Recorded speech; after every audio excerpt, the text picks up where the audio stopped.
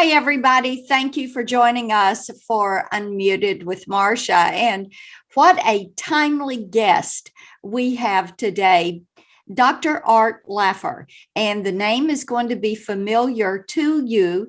You knew him as the Reagan Economic Policy Advisor, and he created the Laffer curve, which is there as a great explanation for supply side economics. And then after advising President Reagan, he came back into DC to advise President Trump and to really steer through the Tax Cuts and Jobs Act that we had passed in 2017, which of course brought us to a roaring economy and really ended the malaise we had been in during the Obama years and that pitiful recovery, which really wasn't much of a recovery until President Trump and his economic policies. So Dr. Laffer, so pleased to have you here today. If you would set the stage for just a moment with the Reagan economic policies, the Laffer curve, and then how you brought that to bear in the Trump White House. Oh my goodness, it's a big picture. There are five things that are really important. Number one, a low rate, broad-based flat tax. That's the important thing on taxation. Cutting rates and broadening the base is key. Spending restraint is the second pillar, being frugal with the taxpayers' money. Number three is sound money, having no inflation, stable currency, so you have no inflation. Number four is minimal regulations. And number five is to have free trade with our countries there. If you look at those are the five pillars of prosperity. And with Reagan, we tried to do all those. We did the tariff cuts. We did the deregulation. Remember when he dropped the book on the podium there and almost had a hernia? It was so heavy.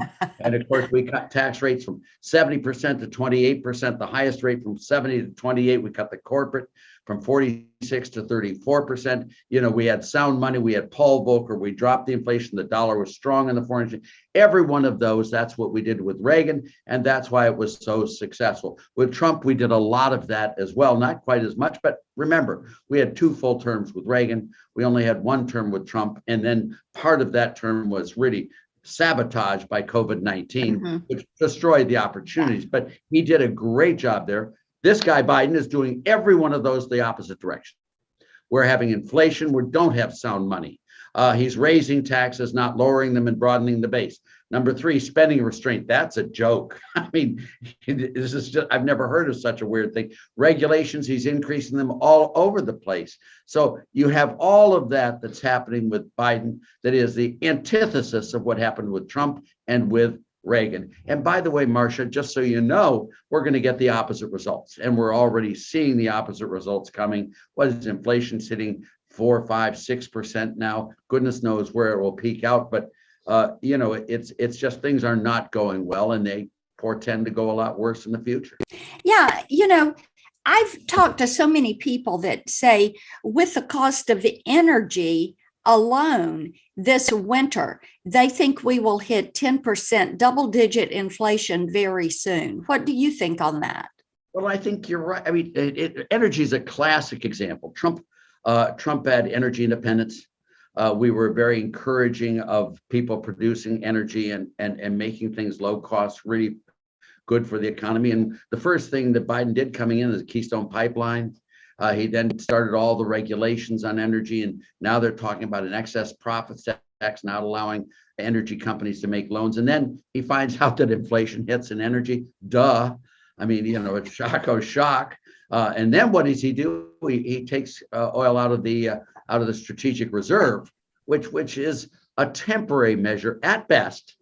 And that temporary measure will go away. So let's say it does lower the price for a little bit, and it should lower the price for a little bit, then you'll find it coming right back up because this is a flow market, not a stock market there. Now, the thing that shocks me so much is that if he did all these things in the name of global warming and all of that, why would he then encourage other countries to produce more and to sell more out of their stockpiles? It makes no sense whatsoever. And it just shows the the destitution, if you will, of the intellectual content of this administration across the board. I mean, I can't imagine him doing any policies worse than he's doing right now. It's just hard to imagine a president accomplishing any less than this man's doing.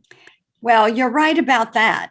It does not seem to be focused on prosperity for the American people. The moves that they are making, especially when it comes to economic policy, seem to be to the detriment of American business and the American people. And I think about future generations and the amount of debt. So touch on what you see this Build Back, as I call it, Build Back Broke agenda. That was clever. That was clever. Yes, Great. doing to our nation's debt. Yeah, I'm not going to try to look at it from debt for a second, Marsha. I'm going to try to look at it from the spending side. Okay.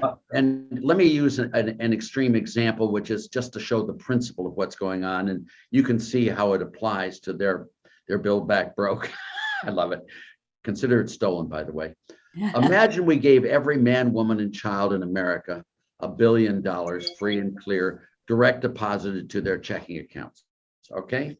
If everyone had $1 billion, how many people do you think would work at tough jobs for $20 an hour? No. Nobody. No. So what happens here is because they've got $1 billion, why should I work?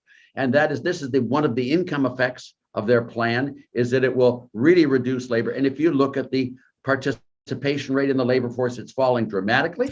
Not only is it falling dramatically, but it's especially falling in the poor, the minorities, the disenfranchised, the undereducated. Those people who should have jobs, who need to keep up the skills for the future, they are leaving the labor force in droves. We have 10 million job openings and no one to fill them because these guys have $1 billion in their checking account and they don't want to work. The second thing is, if you had $1 billion in your checking account, would you sell your house for $500,000? Why? It's just a rounding error in your wealth. I mean, why should I sell it? Pushing up prices more, you're creating a huge demand for assets and you're doing a huge reduction in supply, which will cause prices to rise. Mm-hmm. It will also cause us to buy a lot of products from the rest of the world. So you're going to see all the supply chain blockages in California, as you see, with the big ships and all that. Natural response to this. It's also attracting people from all over the world to come here to get our freebies. And if you notice, the Texas border sees all this illegal immigration coming in. All this is directly a response of the Build Back Better that they call it. Now, there's one other thing, if I can, with your people here, explain, and forgive me if I don't do as good a job, but they do a lot of transfer payments in this bill. And intuitively, if you tax people who work, okay, that's a transfer payment from the people who earn money, and you pay people not to work. Do not be surprised if you find a lot of people not working. And the way I explained it is, a transfer payment is when you take from someone who has a little bit more and you give to someone who has a little bit less. By taking from someone who has a little bit more, you reduce their incentives to work and produce, and they will produce a little bit less. By giving to someone who has a little bit less, you provide them with an alternative source of income other than working, and they too will work a little bit less. It's a math theorem. It's not right wing. It's not left wing. It's not Republican. It's not Democrat. Whenever you do transfers, you reduce total income, period. The more you increase transfer payments, the greater will be the drop in total income. We are in one of the biggest sprees of transfer payments I've ever seen. This whole program will inure very much to the detriment of the U.S. economy for years and years to come. It's like W and Obama in 2008. If you remember, W did $1 trillion Biden plan, and Obama did one. It was bipartisan ignorance of the first order. And if you notice, throughout the whole years of Obama, not one year did we even attain 3% growth, which is unheard of in history. It took President Trump to come in with the Tax Cuts and Jobs Act to bring that back, and then bam, we got hit by the pandemic. Right. But, I think one of the things we see happening right now is people are looking at inflation and realizing, well, their wages went up, but now they're back to where they were during the Obama years.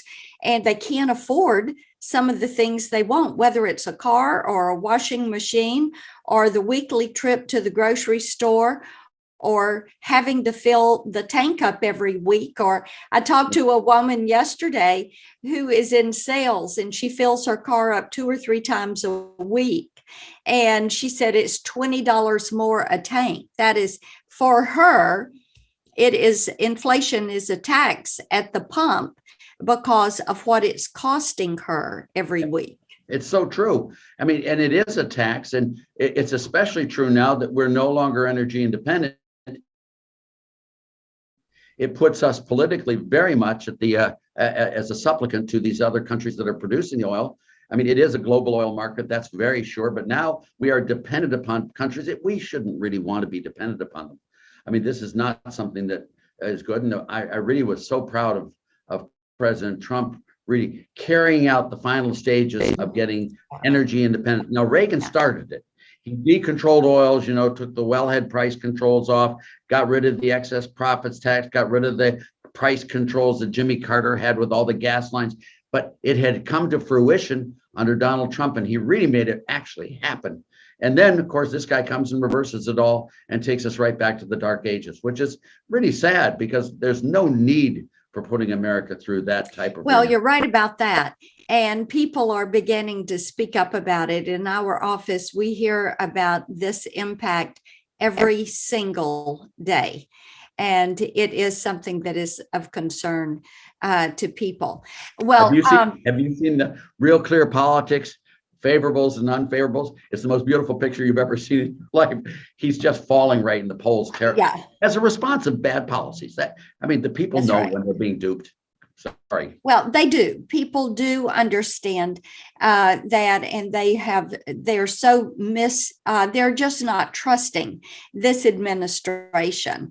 So, well, you really are the best when it comes to economic policy. I could listen to you all day long.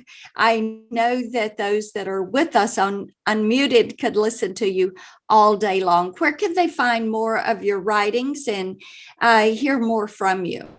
Well, if they ever want to just email my office, which would be, ndrinkwater